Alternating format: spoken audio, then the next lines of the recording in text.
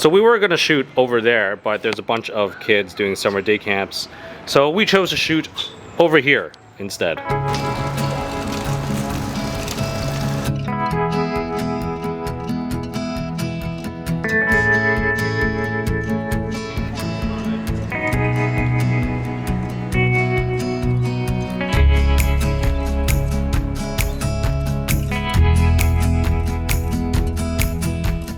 Hey everyone, it's Desy Cheng, and today I'm going to be hopefully helping you decide whether upgrading from the 5D Mark IV to the Canon EOS R5 is the right decision for you. And I'm just going to share with you some of my experiences and thoughts. And if you haven't already, follow me on Instagram at Desy31 just to see some of the results I'm coming out with my R5. And definitely don't forget to follow at Paper Crane Van just to see some of the projects that we are doing on a commercial level. So these are photo first cameras, meaning that yes, as a bonus, they have video features and they are good, but you're buying these cameras because you're a photographer and not a videographer. So we're not going to talk about the video specs or anything at all, just because you've probably already heard that, you know, the R5 is much better than the 5D Mark IV, except that it overheats sometimes if you overuse it. Not even overuse it if you just use 4K 60p to a certain extent. But if you're just casually using it here and there, getting a couple shots, it's totally fine. But that's all I'm going to talk about regarding the video stuff, but on to the photos. So I'm not going to go into detailed spec comparisons between the two cameras because you could just Google that and find that somewhere else. What I am going to do is tell you about my real life experiences and why and I'm only going to highlight the features that I think that make the R5 much better than the 5D Mark IV and the reasons which actually made me want to switch. So first off, the RF lenses. They're bigger, they're heavier, and they're more expensive, which is a big con. However, once you bring the images into Lightroom, you'll immediately notice a difference between the two, and the RF ones just really stand out over the EF ones. And from an optical standpoint, they're the best lenses I've ever used from any system. And so just the lens itself is, you know, one reason for me to switch. Okay, so the next biggest feature, and I think this is like the #1 feature of this camera, it is the autofocus face and eye detect. Traditionally with a DSLR, you have a focus point and you just kind of have to, you know, focus on your subject and reframe and constantly, like, you know, get his eye and then just kind of focus, constantly move your camera. With the autofocus of this one, you don't even have to move the camera. It just picks up the eye and the face wherever it is. And let's say that if there's two people, it's easy. You just kind of just toggle on the joystick between the two faces. All right, yeah, do some jumps. Okay, jump, come forward, run forward. Okay, yeah, spin around. Perfect. You can't do that with a 5D Mark IV.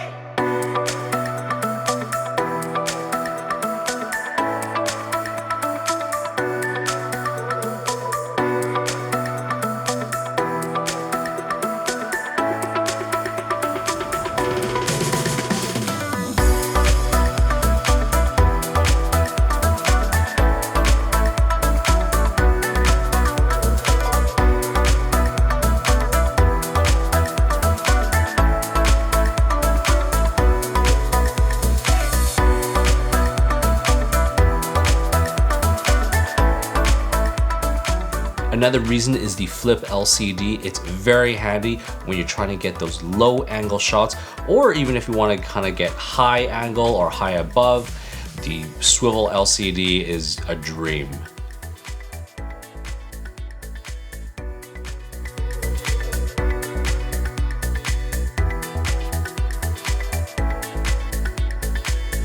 So next up is in-body stabilization.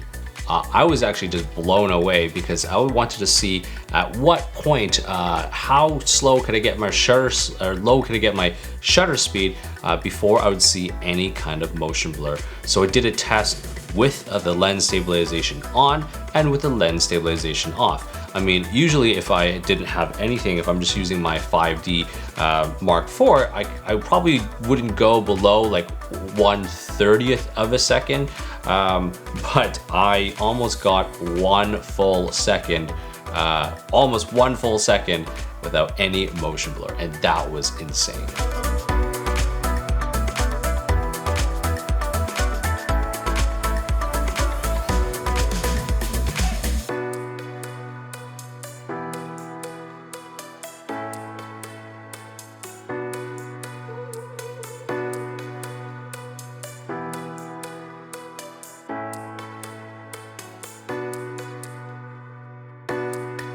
So the next great thing is that it has object tracking. So you can just tap on any object and, oh, there, now, and just move it.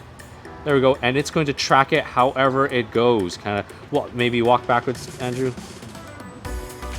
You gotta walk forward. So whether this is a bird or a car or a plane or whatever it is, it's gonna track the object no problem. Okay, so the next great feature about this camera versus the 5D4 is that it actually uses the full width of the sensor to focus. On the 5D4, it actually is only cropped in, so you can actually focus only on kind of like the central area of the frame. But I actually was shooting a dance performance one time where they were on the far left of the stage and they ran to the far right of the stage, and yeah, the camera just performed very, very well tracking it. So Andrew, go to the far left, just shuffle. All the way, all the way, all the way, stop, and go back to the other side now. Keep on going, stop, and go back. So as you can tell, it's tracking the full entire width. Go this way, stop, down, go down, down, down, down, down, down, down, down, and up. Go to far side, and down. Oh, no, I lost you out of frame.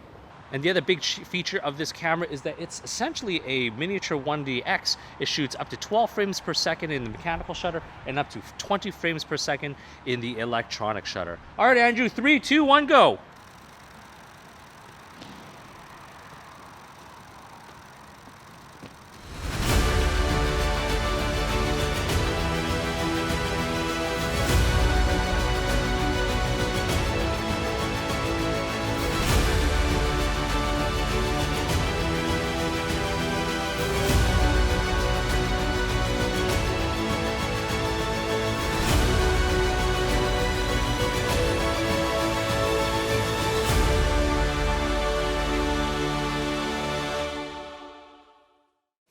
So guys, to wrap this up, you know, are you going to make more money upgrading?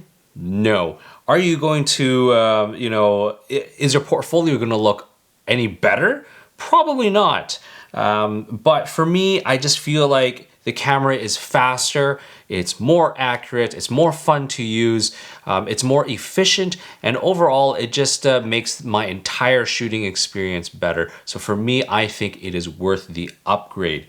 Now, whether it's worth it for you, it's, you know, kind of up to you to think about that.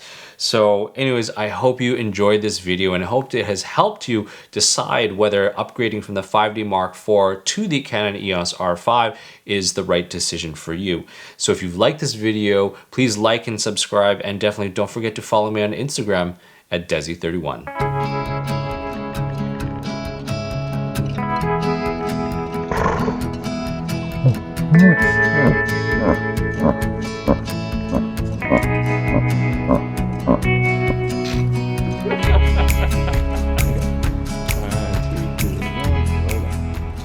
The next, are you kidding me? We are right beside the airport. COVID, there's just been less flights.